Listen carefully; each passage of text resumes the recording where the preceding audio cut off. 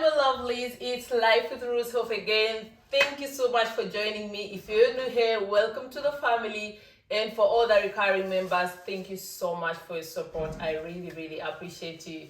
So like I said, if you're new here, you really have to go through all my videos to understand what's been happening the last few weeks. So for the last few weeks, we've been doing a lot with people that are interested in relocating, migrating for very different reasons. And I promise I'll be doing more videos about different issues that they've been asking me about, because I also offered them a WhatsApp number where they can contact me to talk about things in details. So right now we're going to be talking about, as regards the last video that I did, it was a live and it was too long. I thought it would be time saving for me and for the people, but then I realized it's actually difficult for people to find the time to watch a 2-hour video. So today we're going to be doing 2 segments. I've divided the videos in 2 segments. The first segment is going to be about how to go about creating a CV, a professional CV that would be able to help you get jobs in Germany and Europe in general, plus talking about a cover letter when you're applying for a particular job. And then we're going to be talking about briefly how to go through our visa interview. So I'm going to start with the CV like I promised you. Very important when writing a CV, of course, is putting personal information. And by personal information, I'm talking about your names. You don't really have to put your age. You don't have to put your ethnic background. You just have to put your names, your address. Currently, it's very modern to put your photo. You don't have to, but you can have a photo scanned into your CV. That would be very good. And very important for you to know, a CV in the German language is called a Lebenslauf. So if you apply for a job and they tell you they need a Lebenslauf, then you know what they mean. And then of course your email address, phone number, and your, like your location address where you stay. And I want you to keep in mind that it's good to build off your CV exactly in that order, like I'm saying it, because I couldn't post like a picture for you. I didn't want you doing everything mechanical. Like if it so happened that 3 of you applied for the same job, I wouldn't want it to appear like someone actually automated a CV for you. So I'm just giving you the step-by-step how it's supposed to be, and then you would have to build a CV yourself. So make sure to note the points and really write your CV exactly in that order. After talking about your personal self, that is name, address, email address, location address, phone number, a photo scanned into your CV, preferably on the upper right hand corner, you go to the next step, and that is your professional background. Your professional background, why? Because it should be the first thing that catches the interviewer's eye. We don't want to talk about your hobbies, and the extra qualifications before someone gets to see your professional background. That means you list the kind of jobs that you've done in the past. You don't really have to talk much about the kind of jobs you've done. Just list them. If you've done, probably, let's go for the skilled workers. You've worked as an electrical engineer in a particular company for 3 years, then moved to another, and then maybe did some other job that vielleicht, now I'm speaking German, that probably was off your profile or your profession. It doesn't matter, just put it in, but try to put in a history of your professional career, your professional background. Third step, exactly the way I'm putting it, is the way you should build your CV. The third step should be writing about your qualifications. And now this gets interesting. When you're talking about qualifications, we have 2 segments. We have the qualifications, and then we have like the side qualifications, certificates that you've got along the way, other courses that you've done along the way. But now I'm talking about the core qualifications. If I'm applying for an engineering job, the first qualification I would put up would be the qualification that qualifies me for this particular job, for example. So you put like the core qualifications. If you've done nursing, if you've done, I'm trying to think of the not so skilled workers. If you've done, let's say a course in plumbing, and that is your main qualification, then that's what you put in the 3rd category. And after the 3rd category, that's when we get the other, I would say, minor qualifications, what we call any other qualifications. And that would mean certificates. If you've done the language certificates, German, French, Spanish, Italian, Swahili, whichever other language you've learned, for example, and got a certificate. We're talking about driving license. You have the, like in Germany, you have different levels of driving license. Then you can put the kind of driving license you have. If you've done certificates, maybe in, I don't know, self-management, time management, all kind of certificates that you've done, just list them too. But as you notice, they're coming below the main qualifications, because you want to catch the eye of the interviewer, the eye of the recruiter, to really see that you're qualified for this job. But of course, the other qualifications also matter, because, for example, the recruiter knowing that you have a driving license could be very vital, because for most jobs they will ask if you have a driving license. So of course, it's also important to put it in your CV. Next step, please follow the exact order that I'm using to build your CV. And to keep in mind, you really don't have to write a full Bible. A CV should be, depending on your work experience, not maximum than 3 pages. And like 3 pages, we're talking, that's big, So actually a 2-page CV should be enough. So try to be as brief and on the point as possible. Next category is, we're talking about it now, about the very personal info. Not the top that we talked about, like your email and everything, but we're talking about things that drive you, things that motivate you in life. We're talking about passions and hobbies.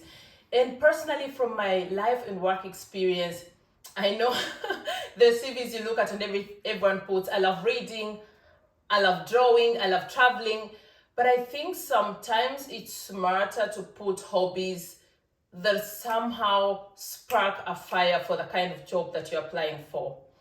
Let's give an example. If I'm applying for a mechanical job, let's say I'm a mechanical engineer, it would be more plausible, more interesting if I said, for example, I'm not saying you should lie, but I would imagine if you're a mechanical engineer, one of your desires, one of maybe your passions should be about cars. Maybe I love cars, I love, you can even just put it bold and clear. I love driving cars, I love beautiful cars, I love powerful machines, or, I love working with machines. So where you can put your hobbies, I love dancing and all. I also have some of very interesting hobbies on my CV, but it really has to be in alignment with also your personality. So the recruiter, the interviewer can also get a feel of who you are depending on your hobbies. So always think twice about the kind of hobbies you put. Don't put all the 100 hobbies. Put hobbies that might be relevant at some point. Put hobbies that will also maybe spark a fire and help the interviewer or the recruiter have a connection with you even before getting to know you. So that's very important. I'm trying to be real quick because, like I promised, I don't want the videos to be like extra long. So yeah, we just go on. Just keep in mind, like I said, try to build your CV exactly in this order that I'm giving you. Another important thing would be at the end, like you put your personal hobbies and everything. Definitely, you have to put, how do I put that? Because I have to make it very clear. I know I'm dealing with different categories of people. So on the left hand side, this is like the piece of paper where I'm typing. So I'll make sure I put what we call the location. So I'll say, let's say I'm in Kampala. You write Kampala. After Kampala, you put the date. Like today is this date, you put the date. And then on the right hand side, you sign with your signature. That's how you end a CV. Like I said, very brief, very precise, but also detailed in a way that you go directly to a point and make sure that it's doing you right. So for any further questions about CVs, of course, you can always ask me in the comment section and I'll definitely get back to you. Not forgetting what I think is also very important. When we talk about CV, we also have to talk about the cover letter. Now, the cover letter can be very tricky. I've seen cover letters myself from other people where you're like, did this person really put thought into what kind of job they're applying for? So speaking of cover letter, it's very important for you to first look at the job advert and then get more information about the company and exactly what that position would entail for you. If you're doing an initiative application, like I said in the past video, initiative application means you're applying for a job that is actually not advertised. but still you have, you know, like a direction, what kind of position you'd want to do. So I would suggest your cover letter should be brief, precise, but also able to show the interviewer or the recruiter that you know what you're applying for. And it should also be able to show them why you should be the one to be given this job. I don't know if you get me. I will try to get an example. Maybe there's a job advert for mechanical engineering. If I made my cover letter, I would say ABC applying for the job as advertised on the 4th of January 2022 for the position of senior mechanical engineer.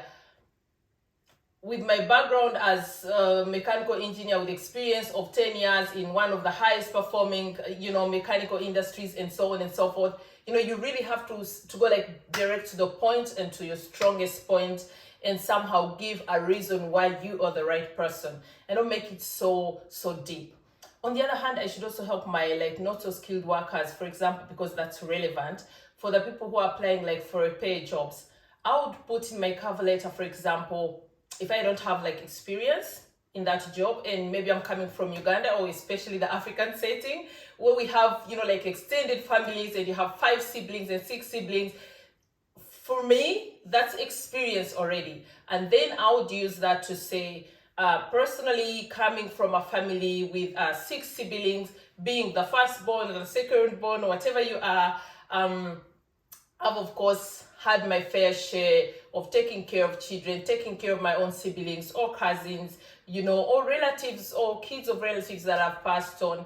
And of course, I'm more of a family-oriented person because the African setting or the Ugandan setting, wherever you come from, offers us this opportunity already, and so on and so forth.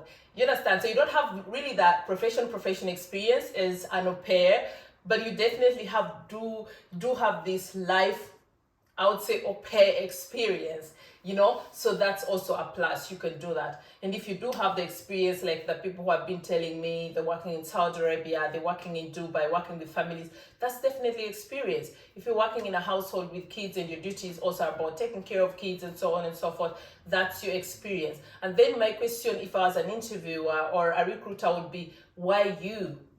You know, so it's also very important maybe to note in your cover letter that you have a passion for children, you have a passion for taking care of, you know, young kids, or you love being around kids, or kids love you. So you really have to think of those catchy things. Don't lie, because when the interview comes, someone can still tell you lies. Just be honest.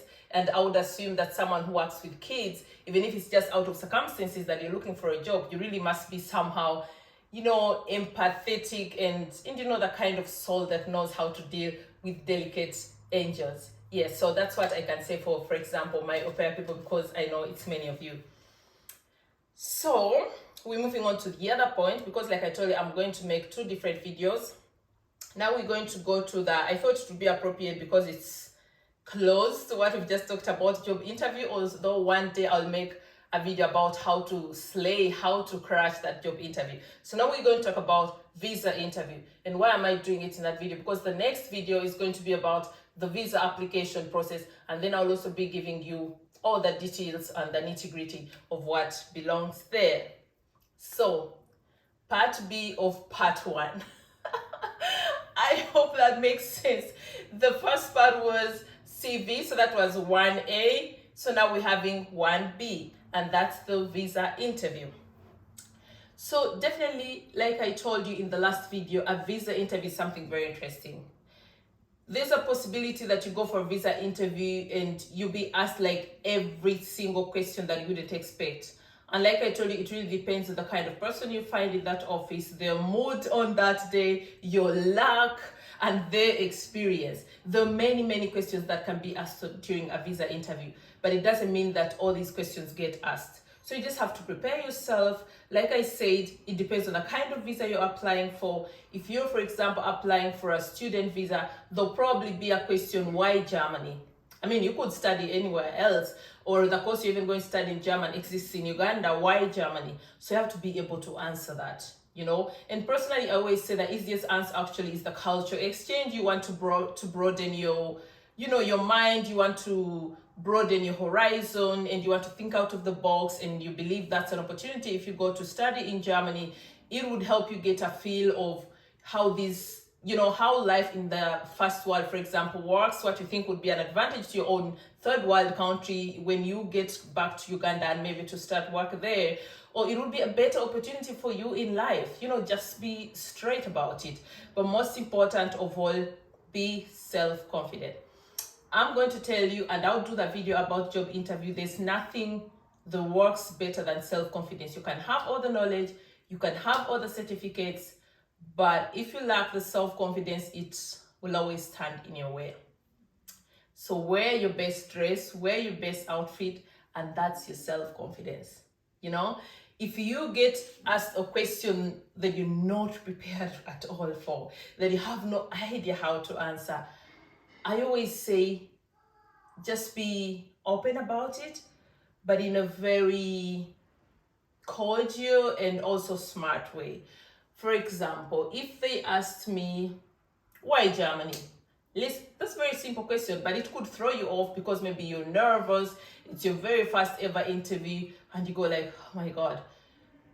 Just smile, not stupid smile. I'm talking about like smart smile. Go like, oh, that's a very good question actually. Now that you're asking that, it's a very good question. It's something I need to give thought about. Or in that moment where you're smiling and saying, that's a very good question, you're buying time to think about it. You understand? You're buying time to think, oh, okay, what reason can I give? That's much better than someone going like, if someone asks you, so why Germany? I mean, you could do this course at Macquarie, and you go like, oh my God, I don't know.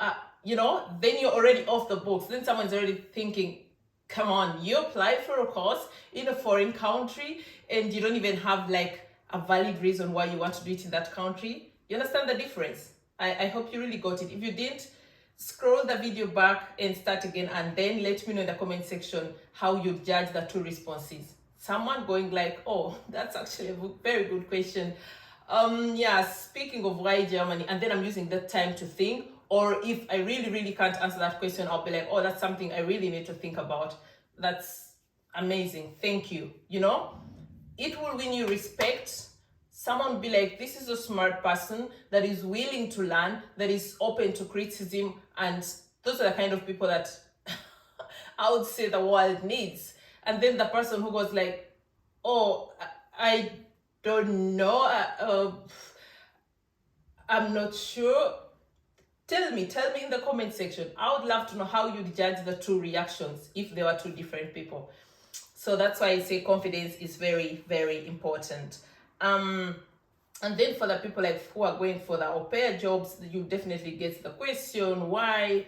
Because they know many people have different reasons of going, so the culture exchange is also one thing.